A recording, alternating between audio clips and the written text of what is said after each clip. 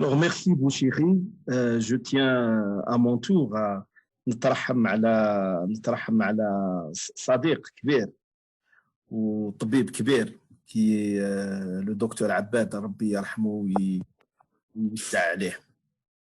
Alors, bonjour tout le monde.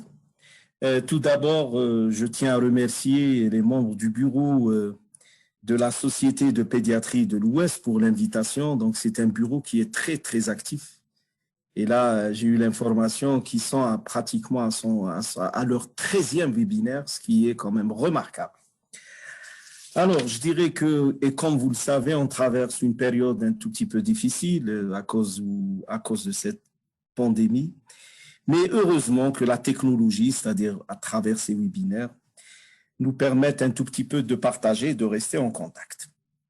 Alors, me concernant, je vais vous parler des spasmes infantiles, une épilepsie fréquente du nourrisson que vous connaissez très bien, qui pose à ce jour et malheureusement encore des problèmes diagnostiques et de prise en charge. Donc, tout l'intérêt de savoir reconnaître ou poser le diagnostic précocement pour éviter justement les séquelles neurocognitives et comportementales, parfois très lourdes. Alors, je dirais ça marche pas. Très bien, on vous entend. Vous cliquez sur la barre espace. Je n'arrive pas à dérouler mes diapos. Sur la barre espace. La même chose. Donc, Monsieur Bouchiri, je vais enlever votre partage, puis on repartage comme tout à l'heure. D'accord. Okay. Oui. Voilà. Vous repartagez, s'il vous plaît. Oui. Voilà. Vous cliquez. Non, ça ne marche pas.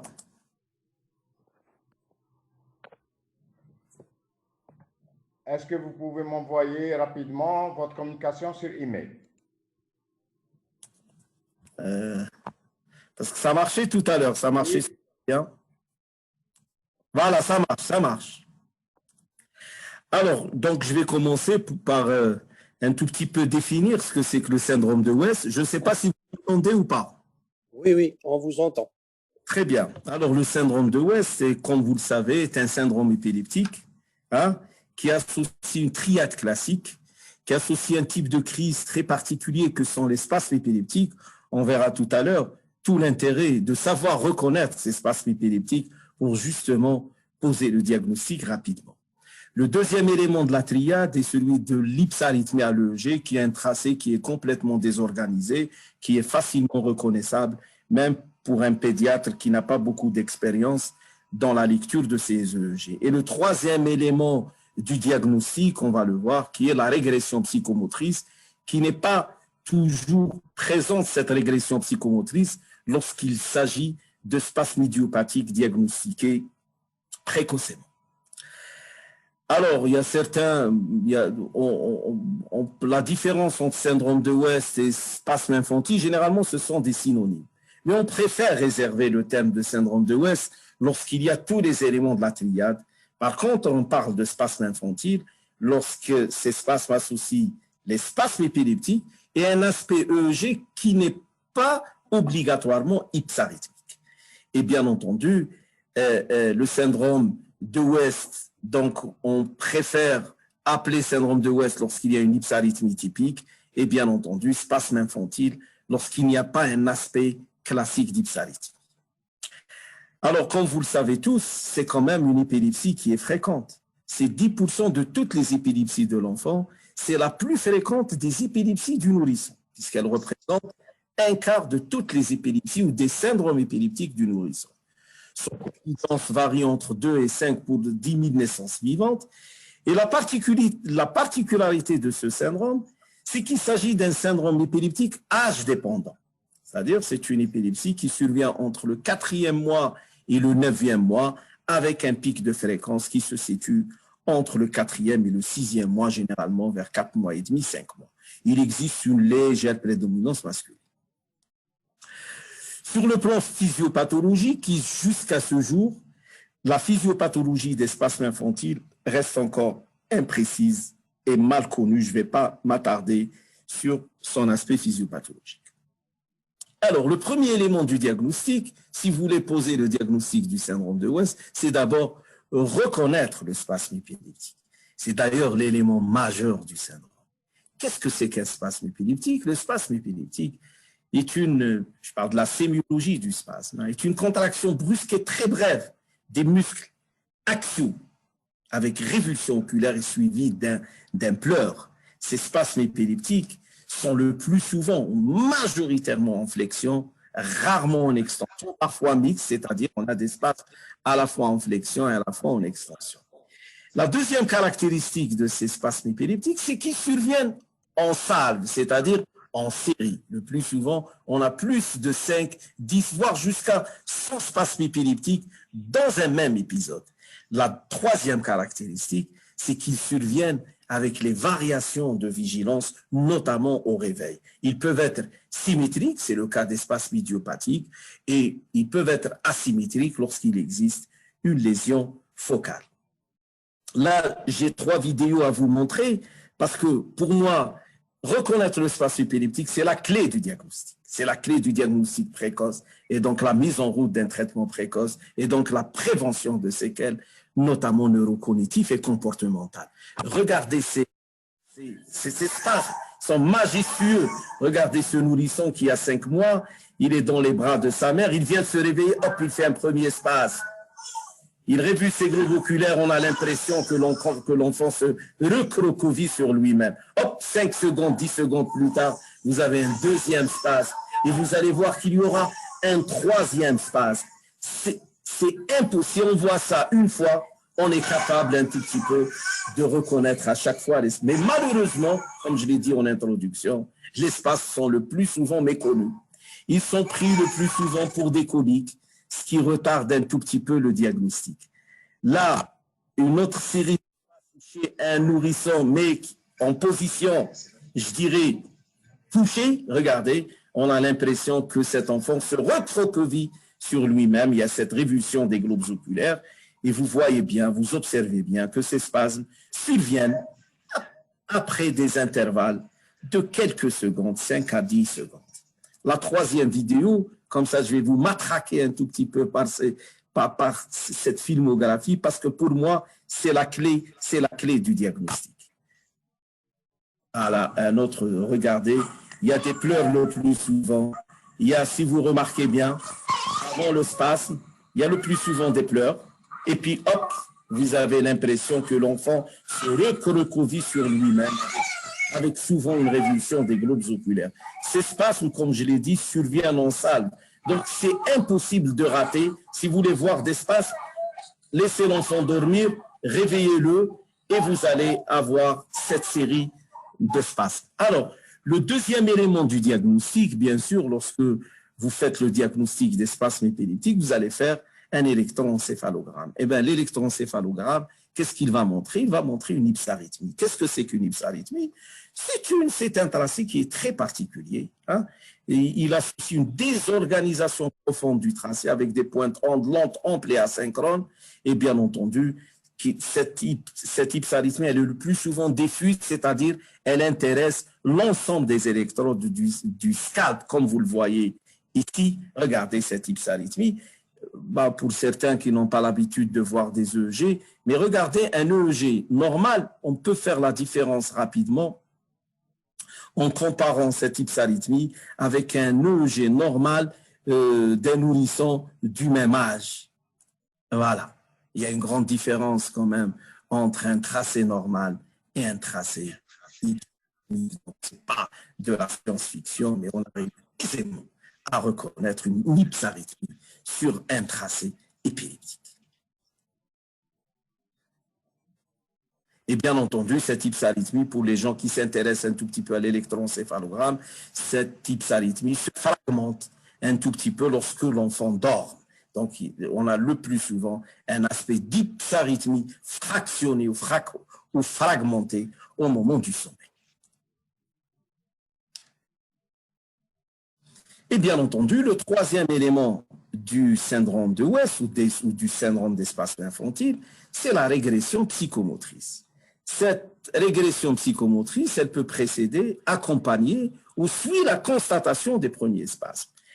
Lorsqu'il y a régression, il y a d'abord une régression motrice, c'est-à-dire c'est le tonus d'abord qui va être affecté. L'enfant va perdre la tenue, va perdre le plus souvent le port de la tête, la tenue assise s'il l'a acquérie, et bien entendu, par la suite, il y aura des troubles du comportement, des troubles du sommeil, des pleurs comme ça immotivés, et par la suite, bien entendu, si on laisse le syndrome de West un tout petit peu progresser sans traitement, il y aura bien entendu une atteinte cognitive marquée. Et l'atteinte cognitive chez le nourrisson, c'est pas l'intelligence, c'est pas l'attention, c'est pas la concentration, mais plutôt c'est la sociabilité, c'est le contact, c'est la poursuite, et c'est la sociabilité et l'interaction qu'avait le nourrisson avec sa maman.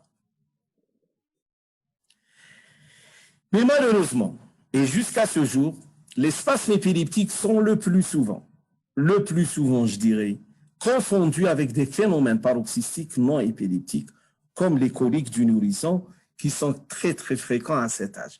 Mais en revoyant les vidéos que je vous ai montrées, c'est impossible et c'est inadmissible qu'un pédiatre n'arrive pas à faire le diagnostic du spasme épileptique sur les vidéos que je vous ai montrées. Donc, spasme, EEG, anomalie égale syndrome de West. Et bien entendu, quand on fait le diagnostic du syndrome de West, cette reconnaissance ne suffit pas. Il faut dans un deuxième temps, bien sûr, il faut traiter, on va voir le traitement par la suite, mais il faut essayer de le classer, il faut essayer de trouver l'étiologie de ce syndrome de West. D'accord ? La classification internationale des épilepsies et des syndromes épileptiques de 1989 caractérisait les spasmes infantiles en fonction qu'ils soient symptomatiques, cryptogéniques ou idiopathiques. Les spasmes symptomatiques, c'est-à-dire les spasmes qui s'accompagnent d'une lésion cérébrale, qu'elle soit congénitale ou acquise, représentent plus des 2/3 des cas. Les spasmes cryptogéniques, c'est 20% pratiquement, et les spasmes idiopathiques, c'est entre 10 et 15%. Mais il y a une nouvelle classification des épilepsies qui classe les spasmes épileptiques, ou tous les syndromes épileptiques et les épilepsies, en fonction qu'elles soient génétiques, structurelles et métaboliques et de causes inconnues, parce que comme vous le savez, avec bien entendu l'apport de la biologie moléculaire et une meilleure connaissance de l'imagerie, avec les nouvelles technologies de l'imagerie, donc tout ce qui était cryptogénique ou idiopathique, maintenant on arrive un tout petit peu à retrouver des causes. Alors, les spasmes secondaires ou les spasmes symptomatiques, qui représentent 2/3 des cas, ils sont le plus souvent le résultat d'une lésion cérébrale, qu'elle soit congénitale ou acquise, mais précoce, qui peut se compliquer, bien entendu, ces lésions se compliquent de spasmes infantiles. Et bien entendu, parmi ces causes secondaires, on a surtout les lésions anoxo-ischémiques. D'abord, vous avez l'asphyxie périnatale, mais aussi il y a la leucomalacie périventriculaire du prématuré. Et bien entendu, on peut avoir des lésions anoxo-ischémiques qui surviennent après la naissance ou quelques jours après la naissance. Et bien entendu, ces lésions anoxo-ischémiques sont le plus souvent en rapport avec une mort subitatée, une noyade ou un accident d'anesthésie.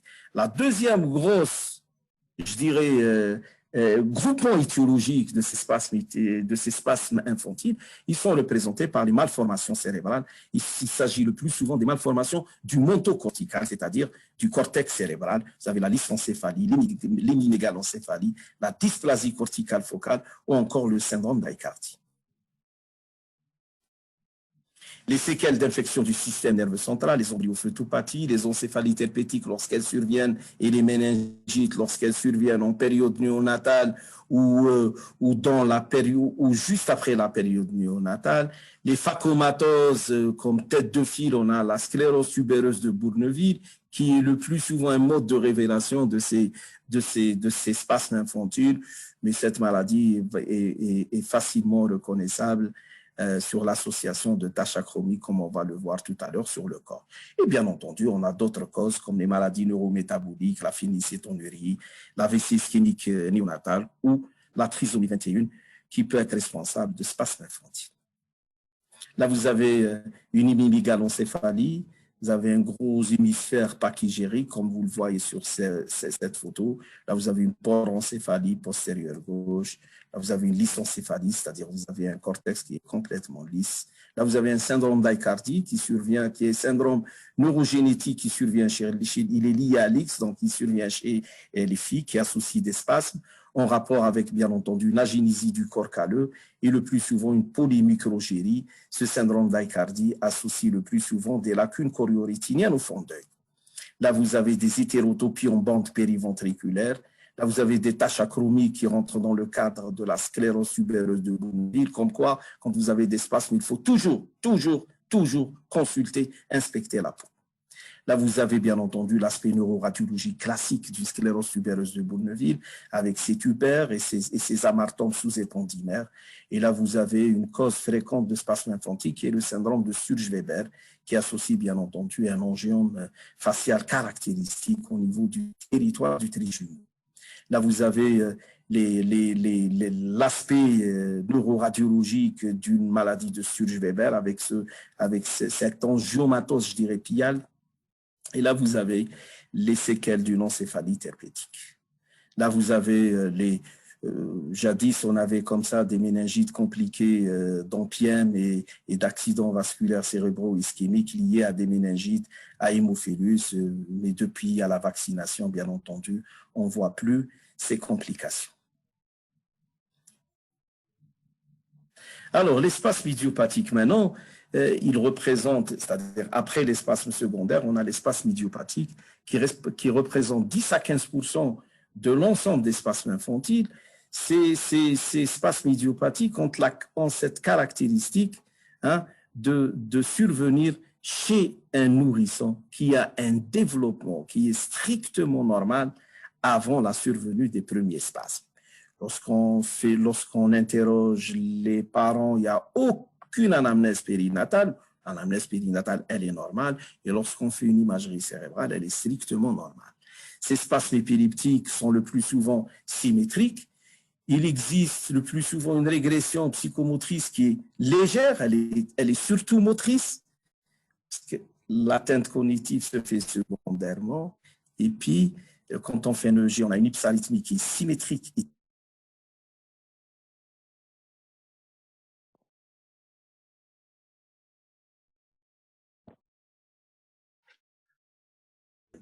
de reconnaître le syndrome de West, surtout le syndrome de West idiopathique, parce qu'en mettant un traitement rapidement et précocement, on peut, je dirais, sauver ces enfants, ou du moins éviter les séquelles, le plus souvent neurocognitifs.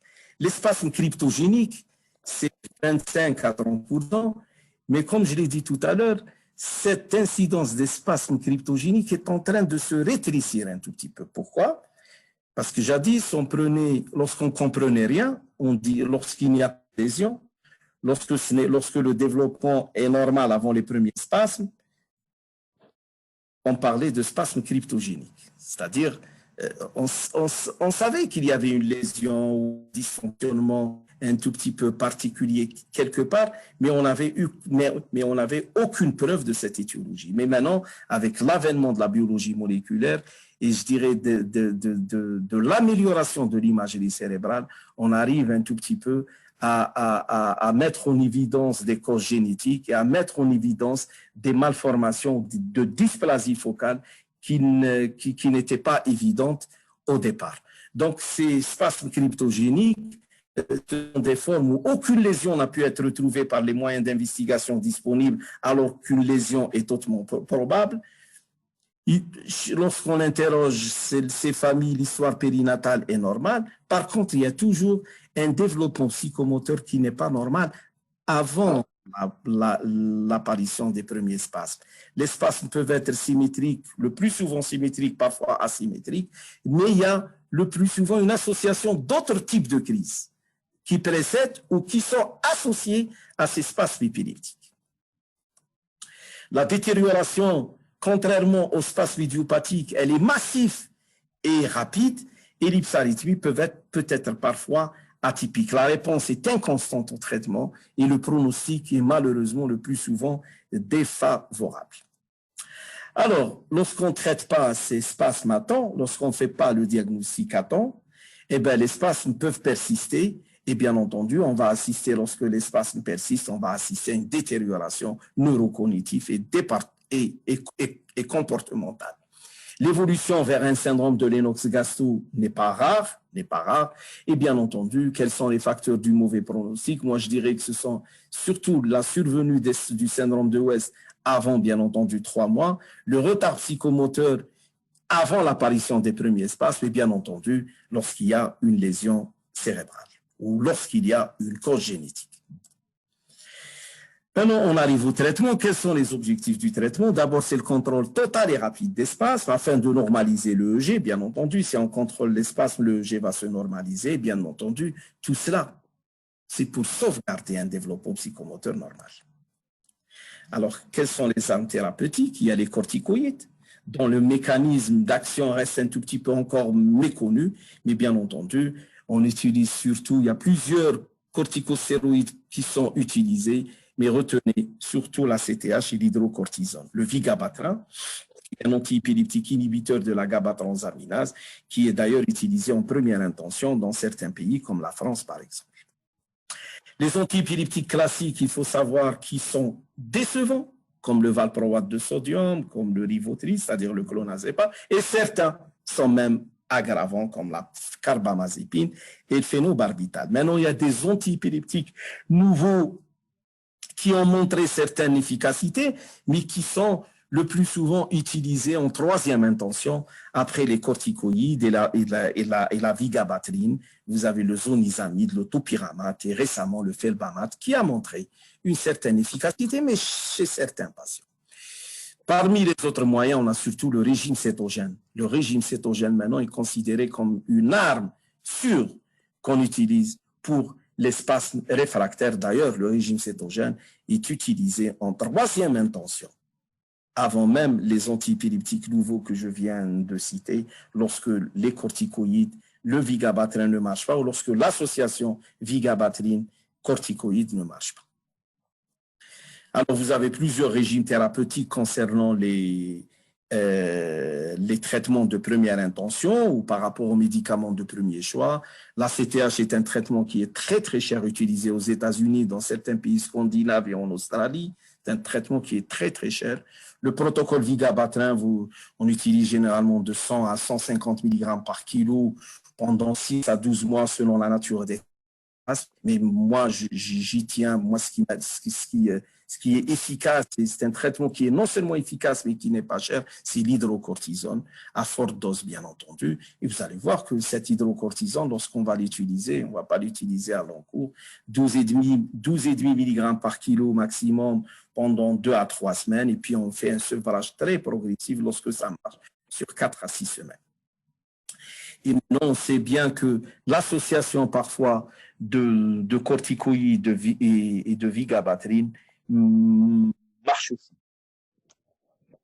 Là, j'ai fait une étude, ça c'est mon sujet de thèse, hein, là pour montrer un tout petit peu l'efficacité de l'hydrocortisone dans le traitement des spasmes non lésionnels, c'est-à-dire idiopathiques et cryptogéniques. Et bien entendu, pour montrer surtout le taux de répondeur par rapport à l'hydrocortisone. Donc, l'hydrocortisone est un traitement qui est très efficace, il n'est pas cher, il est très efficace contre les spasmes infantiles.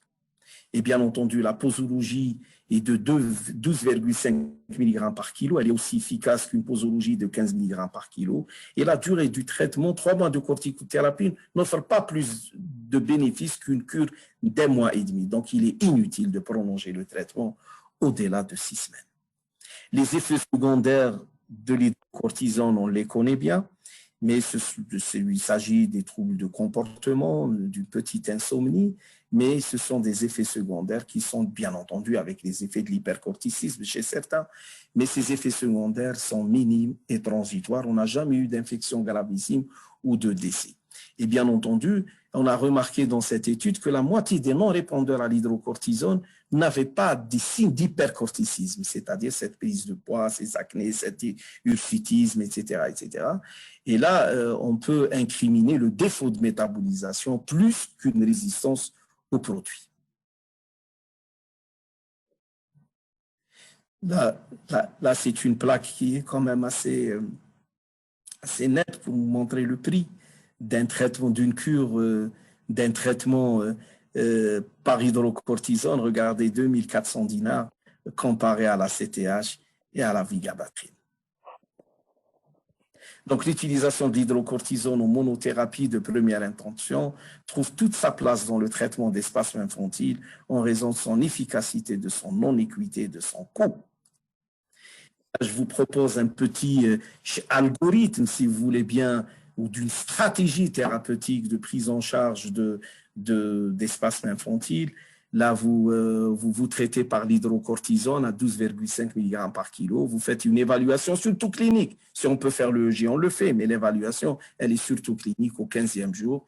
Si vous avez un arrêt d'espace, une normalisation de l'EEG, vous faites un sevrage. S'il y a une persistance d'espace ou de l'hypsarythmie, on peut maintenir encore l'hydrocortisone 2 semaines supplémentaires. Et dans ce cas, on va faire une évaluation à J30. S'il y a disparition d'espace, et donc on va bien entendu dégraisser le traitement parce qu'on revient alors au premier bras.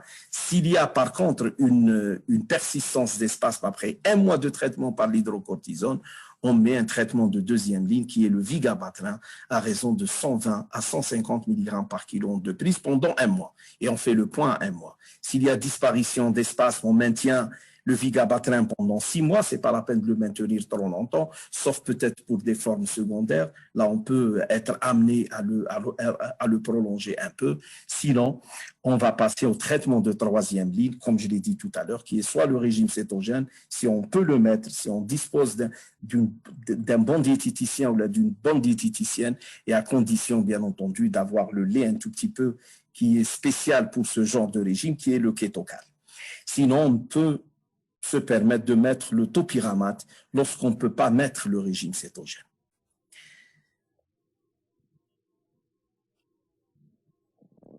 Alors, en conclusion, qu'est-ce qu'il faut retenir? Que spasme infantile ou syndrome de West sont synonymes. C'est une épilepsie la plus fréquente du nourrisson, donc elle mérite réellement d'être connue par les praticiens pédiatres. Et pour moi, l'étape la plus importante, c'est savoir reconnaître le spasme épileptique. Si on sait reconnaître, non, les parents, il n'y a aucun problème, les parents vous prennent des vidéos. Et par conséquent, il suffit de demander les vidéos et vous allez voir que ces spasmes sont facilement reconnaissables normalement. Ceci vous permettra de poser le diagnostic précocement et donc de mettre un traitement précocement. Il faut savoir que les spasmes idiopathiques, il faut les distinguer lorsque le développement psychomoteur est strictement normal avant les premiers spasmes et à condition que la peau soit normale. Parce que dans la sclérose tubereuse de Bourneville, il y a des spasmes, le développement vous paraît normal, mais lorsque vous examinez la peau, il y a des taches achromiques. Donc, tout l'intérêt de, bien entendu, examiner tout lorsque l'enfant qui fait des spasmes épileptiques. Les spasmes secondaires, c'est lorsqu'il y a une histoire, une anamnèse périnatale, lorsque vous avez l'examen clinique qui montre des taches achromiques ou un angiome, lorsque l'imagerie cérébrale montre une lésion, et bien entendu, lorsqu'il n'y a rien de tout cela, mais vous suspectez quand même une lésion, là, on peut éventuellement faire avancer un tout petit peu le bilan et scruter le bilan, piocher encore davantage par rapport au screening métabolique et par rapport à la génétique.